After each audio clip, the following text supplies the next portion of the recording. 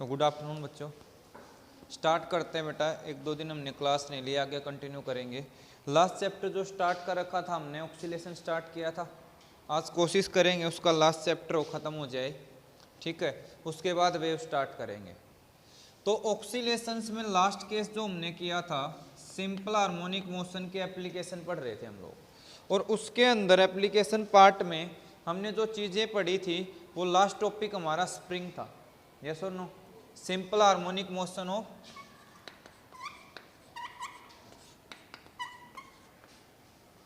Spring. तो उसके अंदर रिजल्ट आया था, टाइम पीरियड जो क्या था 2π√m/k, यही था। m क्या था यहाँ पे? इनर्शिया फैक्टर, और k क्या था? Spring factor. तो आज हम पढ़ेंगे, अगर कॉम्बिनेशन करवा दिया जाए स्प्रिंग का कॉम्बिनेशन करवा दिया जाए और उसके साथ मास अटैच करें तो टाइम पीरियड क्या रहेगा, फ्रीक्वेंसी क्या आएगी, वो चीजें देखेंगे। तो 3 केस देखने वाले हम यहाँ पे।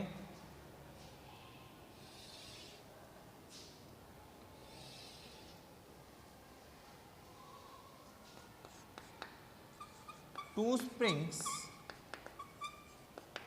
In parallel. पहले किस में कनेक्ट करेंगे? पैरेलल में। फर्स्ट स्प्रिंग और सेकंड स्प्रिंग। इसका स्प्रिंग कांस्टेंट K1, इसका स्प्रिंग कांस्टेंट K2। क्लियर है? अब जैसे ही इसके साथ आपने एक मास हैंग किया तो क्या उसके वेट की वजह से mg डाउनवर्ड वेट जाएगा? यस और नो? ठीक है ना। अब मुझे एक चीज बताओ, दोनों पे इक्वल वेट डाल रखा है। अब मैं दो बच्चों को खड़ा कर दोनों को कहूं कि आपको कुछ वेट होल्ड करके रखना है, और दोनों की कैपेसिटी अलग अलग है, तो होल्ड करने में कम कंट्रीब्यूशन किसका होगा?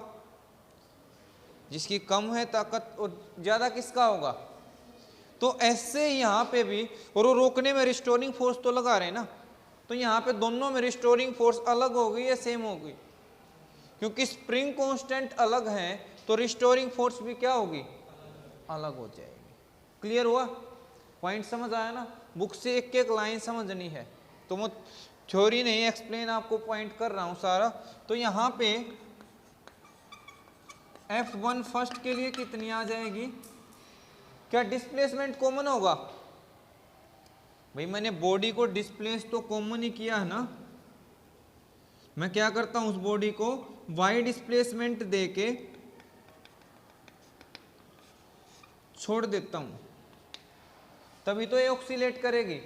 तो वाई डिस्प्लेसमेंट देके छोड़ दिया, तो F1 कितना आया?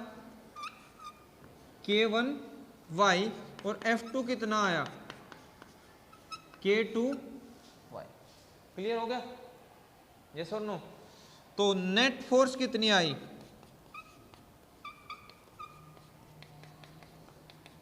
F1 प्लस ये हमारे पास निकल के आ गई नेट फोर्स। यस और नो? Equation number first. अब इस पूरे कॉम्बिनेशन को एक सिंगल स्प्रिंग से रिप्लेस कर दो। क्या कर दो? सिंगल स्प्रिंग से रिप्लेस करो जिसका स्प्रिंग कांस्टेंट कितना हो? कैपिटल K, और दोनों के बराबर का अकेला काम कर सके। दोनों के बराबर का क्या कर सके? वो अकेला ही उतना काम कर सके। यानी कि अगर उस पर आप m हैंग करो और y डिस्प्लेसमेंट दो तो उतनी रिस्टोरिंग फोर्स वो जनरेट कर सके। क्लियर हुआ? तो K क्या माना? स्प्रिंग कांस्टेंट ऑफ सीरीज है, पैरेलल है, ये पैरेलल कॉम्बिनेशन। तो इस केस में रिस्टोरिंग फोर्स कितनी आएगी बेटा? ये आ गई। यस और नो? फर्स्ट और सेकंड से क्या आया? इसको और इसको इक्वेट करना, मेरे पास ये वैल्यू आ रही है,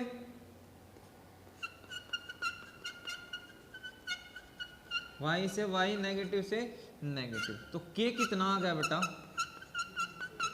k1 प्लस k2।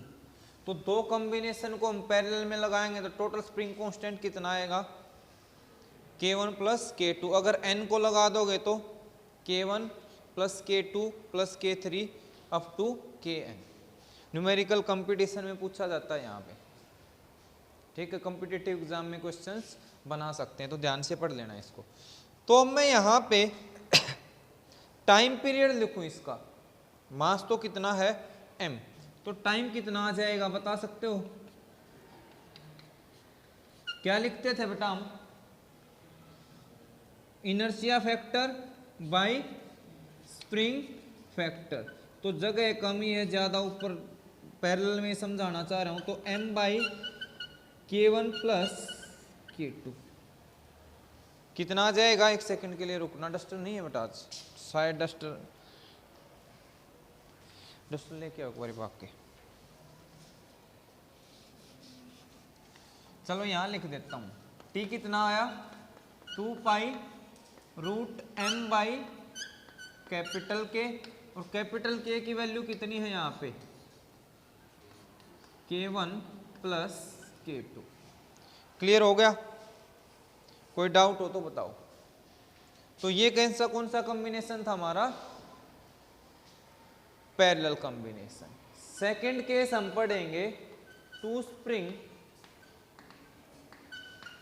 इन सीरीज। सेकंड कॉम्बिनेशन कौन सा रहेगा, सीरीज कॉम्बिनेशन। देखते हैं उसको कैसे रहेगा।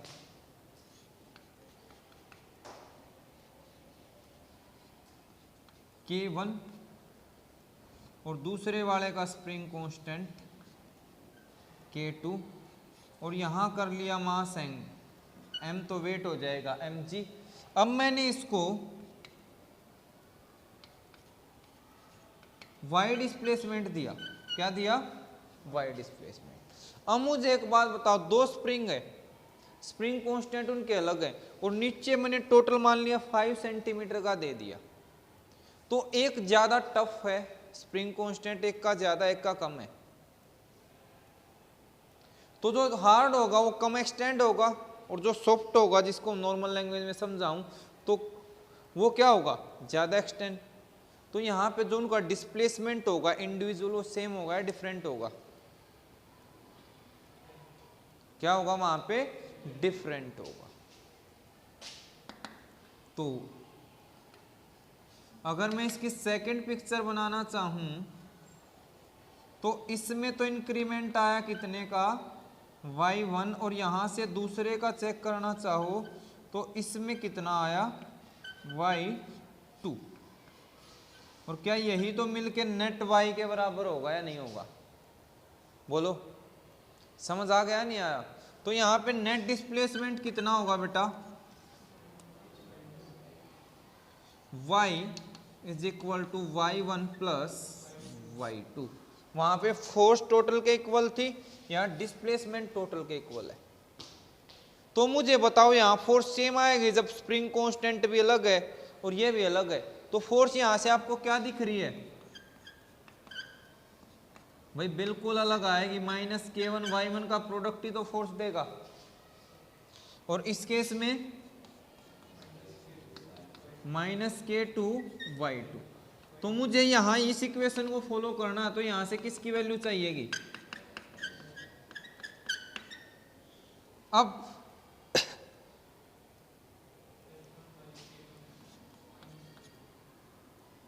और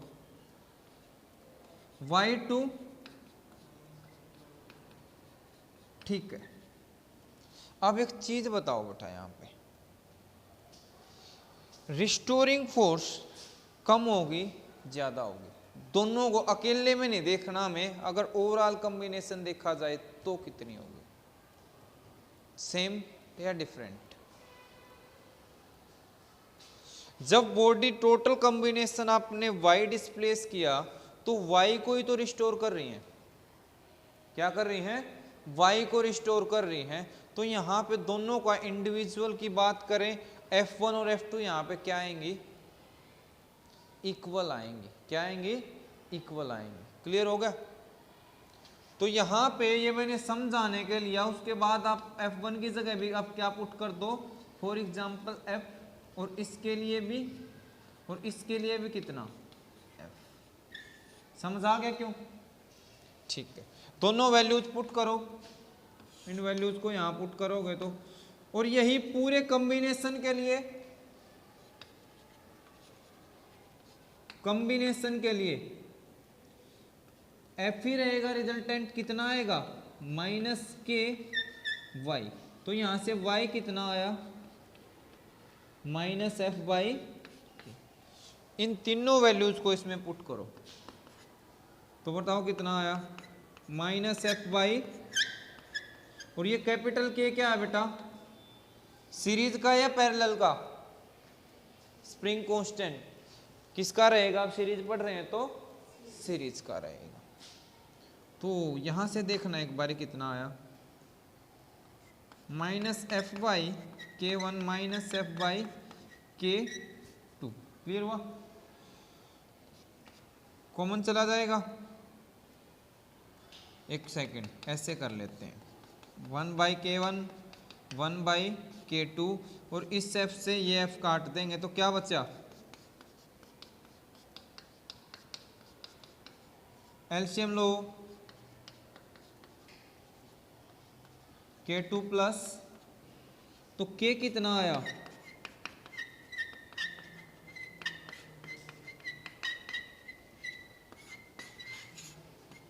प्रोडक्ट बाय सम।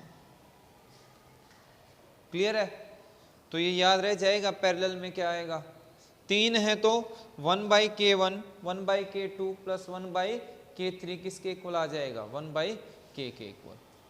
कोई डाउट? चलें अगले पॉइंट पे। थर्ड कॉम्बिनेशन क्या कहता है बेटा, थर्ड समझेंगे अब।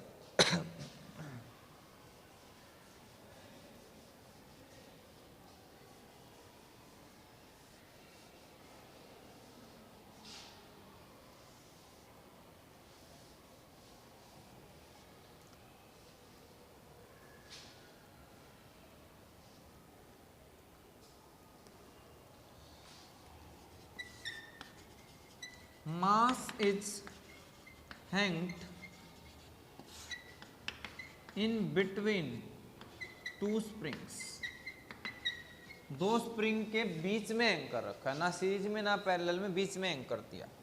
जैसे इधर भी फिक्स बाउंड्री है और यहां लगाया मास रख दिया, और इधर भी फिक्स है, दो चीजों के बीच में रख दिया फिक्स। ठीक है, अब ये M है, इसका स्प्रिंग कांस्टेंट K1, इसका स्प्रिंग कांस्टेंट K2। अब मान लिया ऑक्सीलेशन पढ़ रहे हैं ना हम, सिंपल हार्मोनिक मोशन कब होगा, तो मैं इसको चाहे तो ऐसे खींच के छोड़ दूं तो ये ऑक्सीलेट करना शुरू करेगा, चाहे ऊपर खींच के छोड़ दिया तो ऑक्सीलेट करना शुरू कर देगा। क्लियर है ना? तो फॉर एग्जाम्पल मैंने इसको नीचे खींच दिया y डिस्प्लेसमेंट से, तो नीचे वाला क्या होगा, ऊपर वाला क्या हो जाएगा, एक्सटेंड, और ये क्या हो जाएगा, कंप्रेस। ठीक है, तो एक्सटेंड और कंप्रेस हुआ तो क्या ये मास ऑक्सीलेट करना शुरू कर देगा, यस और नो, यस। तो इसमें रिस्टोरिंग फोर्स होगी, जब ये नीचे आ रहा होगा तो इसमें रिस्टोरिंग फोर्स कितनी, डिस्प्लेसमेंट तो इसके लिए भी y, और इसमें रिस्टोरिंग फोर्स क्या सेम ही आ रहा है, नेट कितना, F1 प्लस F2। पूरे कॉम्बिनेशन को एक सिंगल से रिप्लेस करोगे तो क्या ले लोगे आप, K कंसीडर कर लोगे, रिजल्ट एज इट इज क्या आएगा, इस केस में भी सेम। तो इसकी डेरिवेशन आप बुक से कर लोगे। बस यहाँ पे आपको क्या देखना था, डिस्प्लेसमेंट के हिसाब से फोर्स कितनी आ रही। क्लियर हो गया? तो ये थे बेटा स्प्रिंग के कॉम्बिनेशन। कोई डाउट हो तो बताओ। ठीक है, अभी थोड़ा सा एक टॉपिक बचा है हमारा, वो कंप्लीट करते हैं।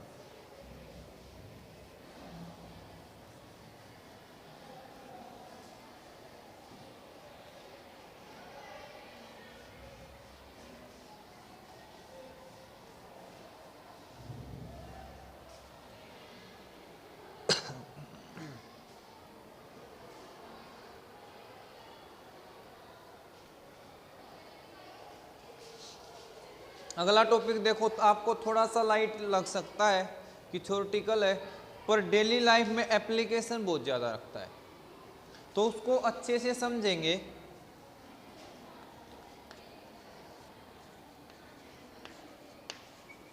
Damped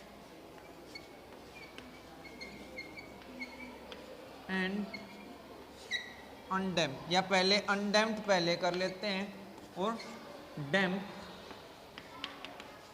oscillation. बिल्कुल 2 लाइन का कंसेप्ट है। हम डेली लाइफ में क्या देखते हैं, आप सभी ने झूला झूला होगा, पार्क में जाते हो भी बच्चों की तरह जिद कर लेते हैं ना, छोटे बच्चे को भी बहका के बेटा 1 मिनट साइड होना, अपना नंबर लगा लेंगे। लड़कियां तो ज़्यादातर होती हैं, छोटा होगा उसको उतार के खुद लग जाएंगे, बॉयज़ भी कम नहीं है। कहाँ से रहे हो। तो क्या चीज़ देखी है, अगर हमने आप बैठ गए और बच्चे से धक्का लगवा लिया एक बार, फिर उसके बाद आपने कोई फोर्स नहीं लगाई, तो क्या होता है, झूलते रहते हो या रुक जाता है। तो यहाँ पे क्या देखा, कोई चीज़ ऐसे ऑक्सीलेट कर रही थी, आपने उसको एक बार नॉर्मल से डिस्प्लेस करके छोड़ दिया ऑक्सीलेट करने, तो धीरे धीरे उसका एम्पलीट्यूड स्लो डाउन होके क्या हो जाएगी, वो रुक जाएगी। क्लियर है।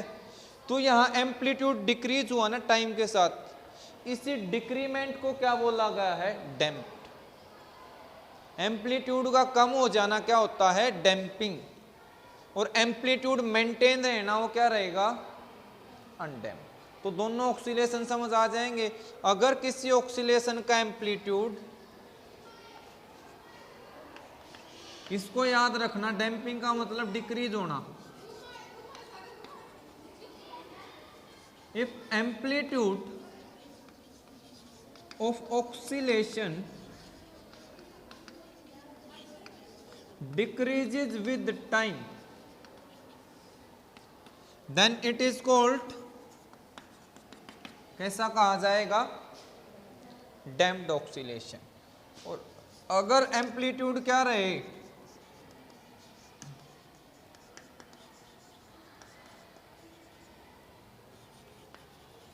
remains same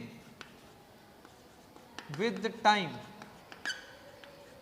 तो उसको क्या कहा जाएगा बेटा, अनडैम्प्ड ऑक्सीलेशन। दूसरा आपसे ग्राफ पूछ सकता है, ग्राफिकली आप रिप्रेजेंट करोगे एम्पलीट्यूड वर्सेस टाइम,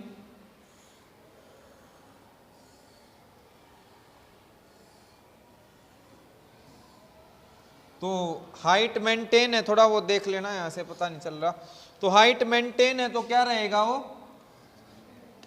कैसा रहेगा, अनडैम्प्ड।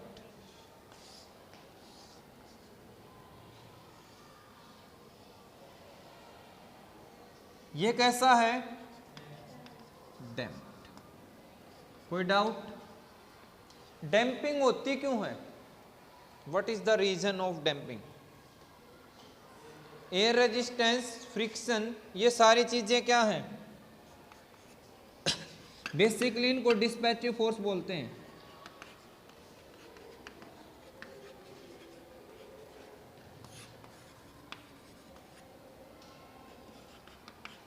लाइक एयर रेजिस्टेंस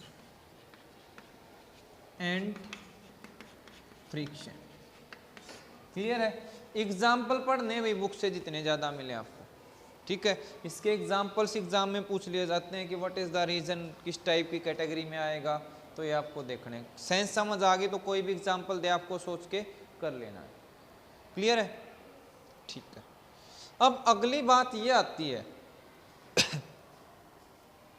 अगली बात ये आएगी कि डैम्प का एम्पलीट्यूड कम हो रहा है और कोई चीज़ हमें ऑक्सीलेट करवानी है, तो हमें क्या करना पड़ेगा? फिर उसकी जो एनर्जी की कमी हो रही है, अगर उसको हम रिकवर कर दें, सप्लाई करते रहें सिस्टम को, तो वो ऑक्सीलेट करता रहेगा। तो हम बाहर से एक एक्सटर्नल फोर्स लगाएंगे जो उसको क्या प्रोवाइड करेगा? एम्पलीट्यूड। क्लियर है? ठीक है। अब वो एक्सटर्नल फोर्स रेगुलर लगाओगे, उसकी फ्रीक्वेंसी होगी। क्वेश्चन ये है कि जो एक्सटर्नल फोर्स लगाएंगे आप, वो रेगुलर होगी या एक पर्टिकुलर टाइम के बाद रिपीट होगी?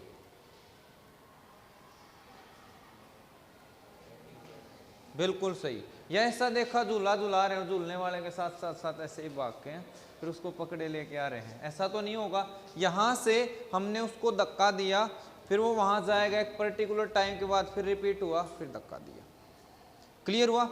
ये बहुत ही इंपॉर्टेंट कंसेप्ट है समझने के लिए। मजाक में अलग चीजें हैं, अगर कंसेप्ट नहीं आया तो आपको ये तीनों चीजें याद नहीं होंगी। तो क्वेश्चन यहां से बनाएगा आगे 3 कैटेगरी और हैं। फ्री ऑक्सीलेशन, फोर्स्ड ऑक्सीलेशन, और इसी से एक थर्ड कैटेगरी निकल के आती है रेजोनेंस ऑक्सीलेशन। और क्वेश्चन इससे ज्यादा पूछता है, पूछ इससे भी ले, बट रेजोनेंस का नाम आते ही दिमाग घूम जाता, याद नहीं रहती चीजें, है सिंपल। डायग्राम को बता रब कर दे, ठीक है।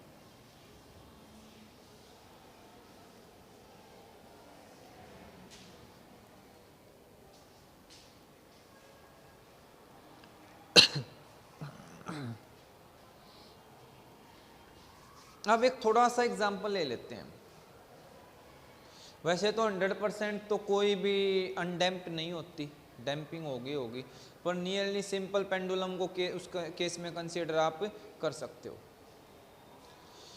अब मैं बात करता हूं, मैंने झूला ही ले लिया, ठीक है।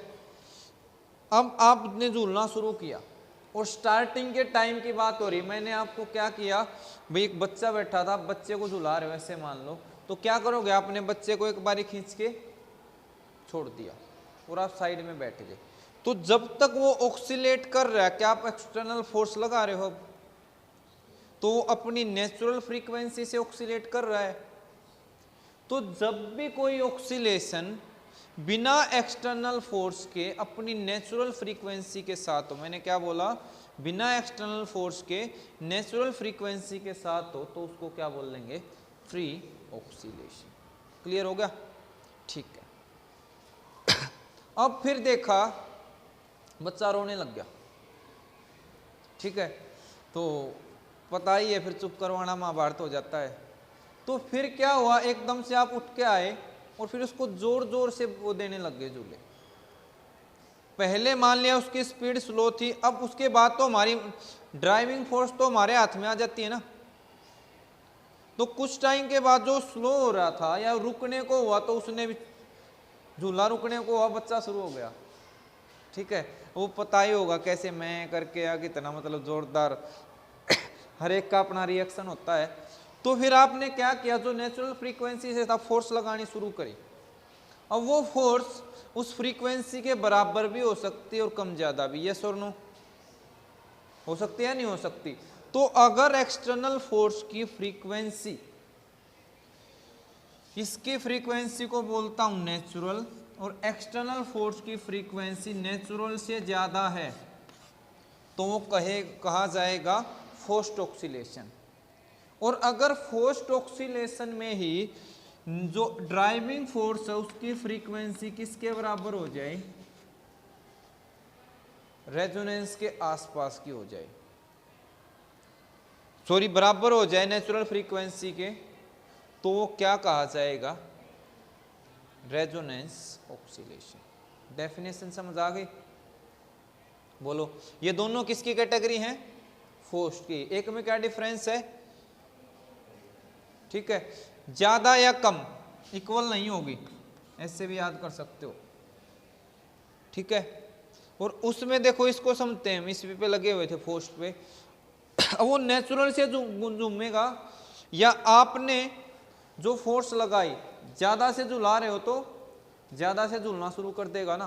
तो फोर्स्ड ऑक्सीलेशन में क्या हुआ, जो उसकी फ्रीक्वेंसी थी नेचुरल, धीरे धीरे वो क्या होती चली गई, नेचुरल डाई आउट, और किसके साथ खत्म, ऑक्सीलेट करना शुरू करने लग गया, ड्राइविंग या एक्सटर्नल फोर्स की फ्रीक्वेंसी के साथ। क्लियर हो गया नहीं हो गया? ये तीनों पॉइंट थे बेटा, एक बार सम अप कर लेते हैं। If a body oscillates with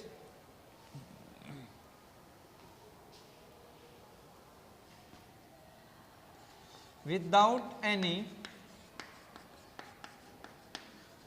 external force, without any external force, with its own natural frequency, new note मैंने उसको बोल दिया, तो उसको क्या बोलोगे, then it's oscillation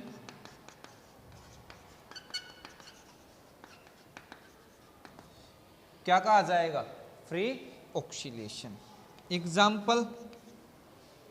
example first रहेगा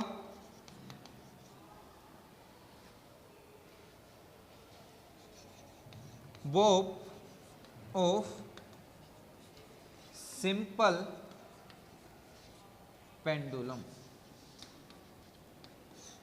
सिंपल पेंडुलम का जो मास होता है फर्स्ट। दूसरा स्ट्रिंग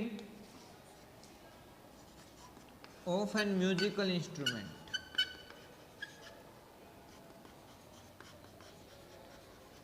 यस और no, string of an musical instrument.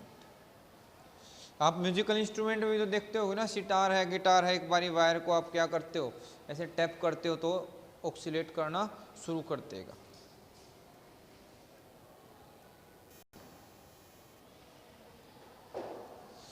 तो ये हो गया बेटा। सेकंड क्या है, फोर्स्ड ऑक्सीलेशन। सेकंड में क्या लिखेंगे, मैं यहीं पे डेफिनेशन चेंज कर देता हूं। If a body oxalate with the help of N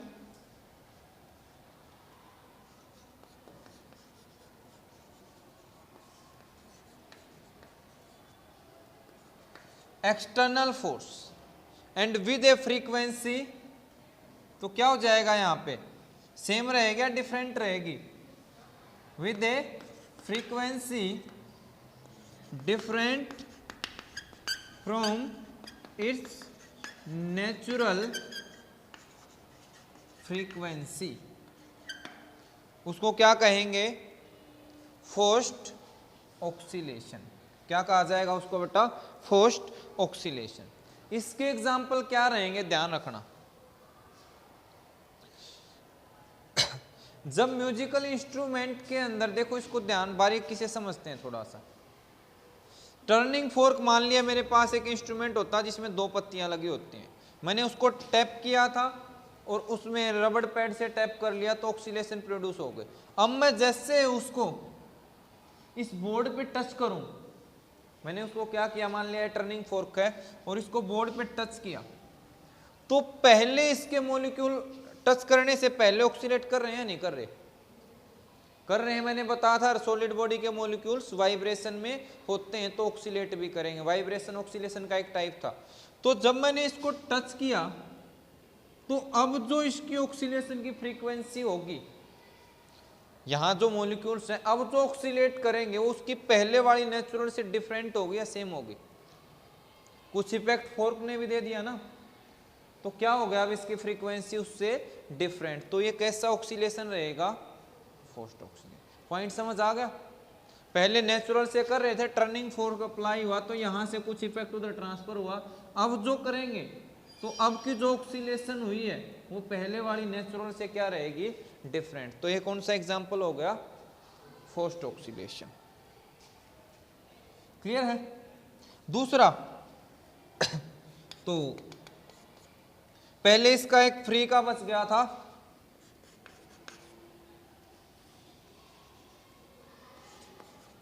oscillation in prong, जो उत्पत्ति होती है उसको प्रोंग बोला जाता है, ऑफ टर्निंग फोर्क ऑन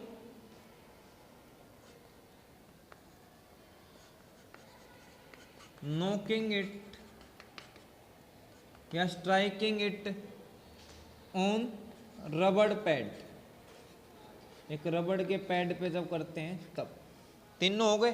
दूसरे में इसके एग्जाम्पल देखना बेटा, फोर्स वाले के डेफिनेशन यहां लिखवा दी है मैंने, एग्जाम्पल देखना।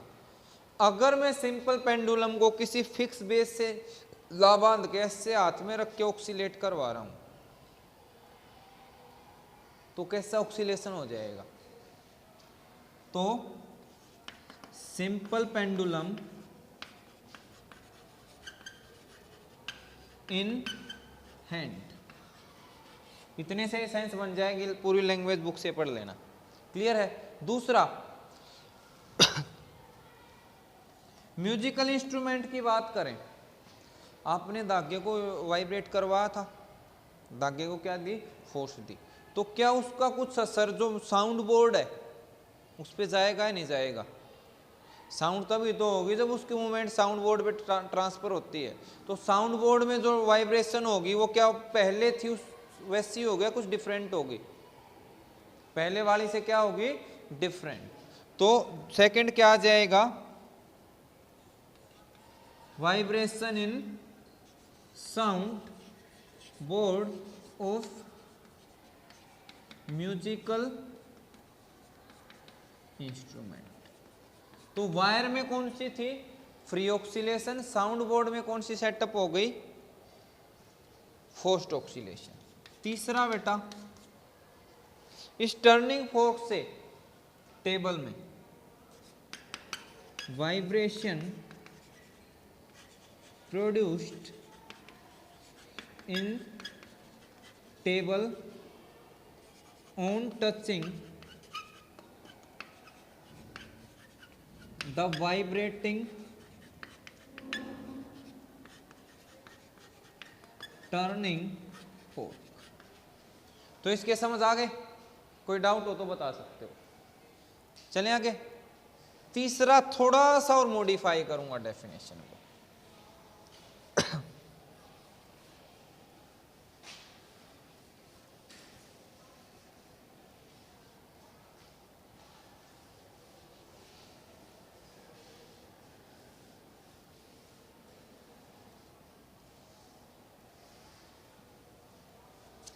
तीसरे में एक पॉइंट और ऐड करेंगे। तीसरे में क्या कहा था कि बॉडी जो ऑक्सीलेट करेगी वो किससे करेगी? अपनी नेचुरल फ्रीक्वेंसी से ऑक्सीलेट करेगी। यस और नो? यानी ड्राइविंग फोर्स की हेल्प से वो अपनी नेचुरल फ्रीक्वेंसी में आ जाएगी। देखो समझते हैं कैसे। एक दोनों में इतना सा बारीक सा असर है। ड्राइविंग फोर्स क्या थी? फोर्स्ड ऑक्सीलेशन, जिसमें आप क्या करवा रहे हो? बाहर से फोर्स अप्लाई करके और उसके हिसाब से उसकी फ्रीक्वेंसी नेचुरल से अलग जब होती है तो ऑक्सीलेट करेगा। अगर कोई बॉडी रुकी हुई है और वो ऑक्सीलेट कर सकती है अपनी नेचुरल फ्रीक्वेंसी से, पहले क्या थी? रुकी हुई थी, वो ऑक्सीलेट कर सकती है, ठीक है, अपनी नेचुरल फ्रीक्वेंसी से। तो जब क्या होगा? अच्छा, इसके पहले मैं एग्जांपल देता हूं तब समझेंगे। डेफिनेशन तो कर चुके। सोनोमीटर एक्सपेरिमेंट, ठीक है, क्लियर है? ये 11th या 12th में आता आपका। सोनोमीटर एक्सपेरिमेंट में क्या होता है? एक लकड़ी का बोर्ड होगा, उस पे एक वायर बंदी होती है। जो वायर बंदी होगी उस पे से दो रिजिड स्पॉट होते हैं। जैसे ये होगा, एक वायर के ऊपर से जैसे जैसे, और उस वायर के ऊपर एक कागज का वो रख देंगे हम, कागज का पीस रख देंगे जिसको राइडर बोल लेंगे। तो पहले नॉर्मली क्या है, वायर में वाइब्रेशन थे, वायर में क्या होंगे, वाइब्रेशन सेटअप होंगे। कब होंगे, पहले उसको समझा जाता है। एक बारी देखते हैं, थोड़ा सा सेंस दे दूं। ऐसे वायर सेटअप है, ठीक है। यहाँ दो बेस रखे हुए हैं और यहाँ रखा हुआ है एक राइडर, पेपर राइडर, ऐसे होता है। और मेरे पास एक टर्निंग फोर्क होगा, क्या होगा, अब इसमें कोई वाइब्रेशन है नहीं है। टर्निंग फोर्क को मैं जैसे यहाँ रखता हूँ तो वाइब्रेशन इसके पास ट्रांसफर हुए और इससे किस में हो जाएंगे, वायर में। तो जैसे जैसे आप इसको नजदीक लेके आओगे, एक ऐसी स्टेज आएगी जहां पे इस पेपर राइडर के मॉलिक्यूल तो ऑक्सीलेट कर रहे हैं ना, कितनी फ्रीक्वेंसी से, न्यू नोट से, और यहां से जो फ्रीक्वेंसी मिली वो कितनी है, न्यू। तो एक ऐसी कंडीशन जब इसको नजदीक लेके आओगे, ये और ये फ्रीक्वेंसी क्या हो जाएंगी, मैच कर जाएंगे। और उस टाइम पे एम्पलीट्यूड इतना ज्यादा बढ़ जाता है रेजोनेंस पे, ध्यान देना, रेजोनेंस पे एम्पलीट्यूड क्या है, इंक्रीजेस शार्पली। रेजोनेंस जब हुआ, एम्पलीट्यूड क्या हो जाएगा, मैक्सिमम हो जाएगा। ये चीज और ध्यान रखनी है, एट रेजोनेंस एम्पलीट्यूड क्या होता है, मैक्सिमम। तो एकदम से क्या हो जाएगा, इसको इतनी फ्रीक्वेंसी मिली, इतना एम्पलीट्यूड होगा कि जंप ऑफ कर जाएगा। तो ये मैंने बेसिक से एक्सपेरिमेंट का आइडिया दिया, आपसे डेफिनेशन पूछेगा, एग्जाम्पल पूछेगा।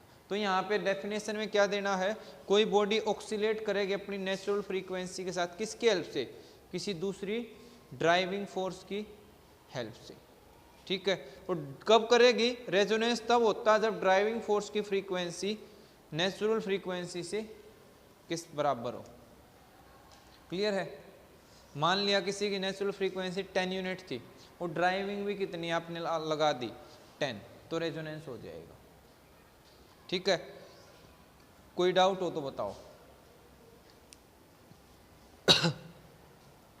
एक और भी होता है, सोनोमीटर के साथ रेजोनेंस एपरेटस भी बोलते हैं, वो भी एक एक्सपेरिमेंट ही आपका, उसका जस्ट नाम याद रख लेना।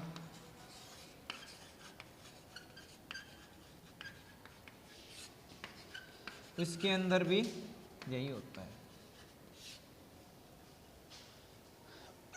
तीसरी चीज एक और डेली लाइफ से रिलेटेड बता देता हूँ। पहाड़ी एरिया जो होते हैं, वो फिल्मों में देखे हो ना अपने, वो रस्सी वाले पुल, रस्सी वाले देखे होंगे ना, वो टूट जाते हैं, वो हीरो लटका हुआ होता है, फिर वो बचाते हैं दूसरों को, और वो आखिरी रस्सी जब टूटने को होती है तो वो किनारे पहुंच जाते हैं, पता नहीं कैसे भाई। तो उसमें पुल देखा होगा, तो नेचुरली भी क्या करता है, मॉलिक्यूल से तो ऑक्सीलेट करेगा। अब जब उस रीजन में जो हवा चल रही है, प्रेशर डिफरेंस ऐसा क्रिएट होगा कि उस हवा की वजह से भी उसको नेचुरल फ्रीक्वेंसी के आसपास की फ्रीक्वेंसी मिल गई ऑक्सीलेशन के लिए, तो एम्पलीट्यूड इतना ज़्यादा हो जाएगा कि पुल ब्रेक हो जाता है। हमने पुल देखा हो ना, इससे थोड़ा थोड़ा वाइब्रेट करता है। तो जब नेचुरल फ्रीक्वेंसी और एक्सटर्नल फ्रीक्वेंसी सेम हो गए, तो इतना ज़्यादा एम्पलीट्यूड होगा कि टूट भी जाता है कई बार, हर बार नहीं, कुछ चांसेस रहते हैं। क्लियर है। तो एक लास्ट पॉइंट है कि प्रैक्टिकली भी अगर आपको समझना हो कि फ्री कौन सा होगा, रेजोनेंस कौन सा, और तो एक सरफेस के साथ A B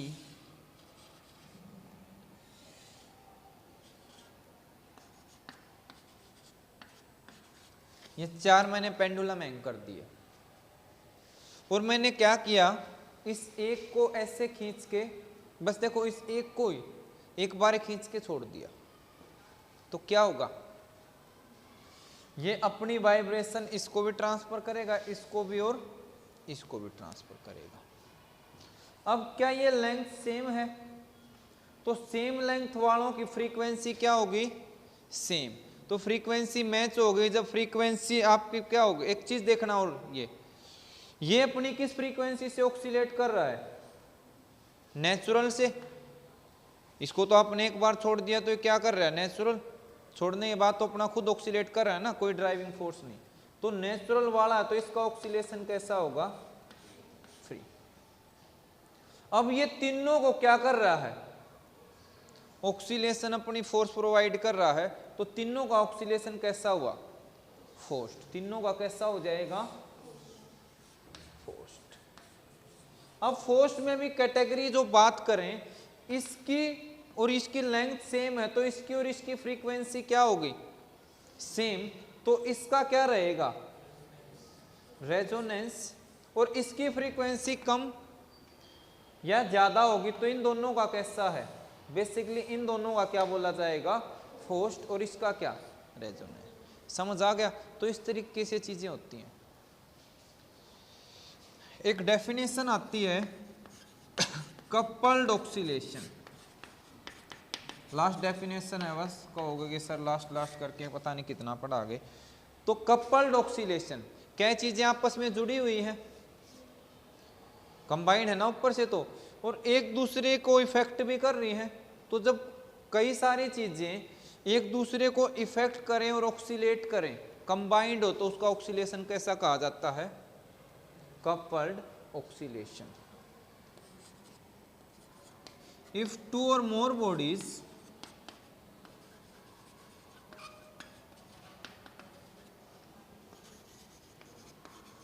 are put in oscillation together,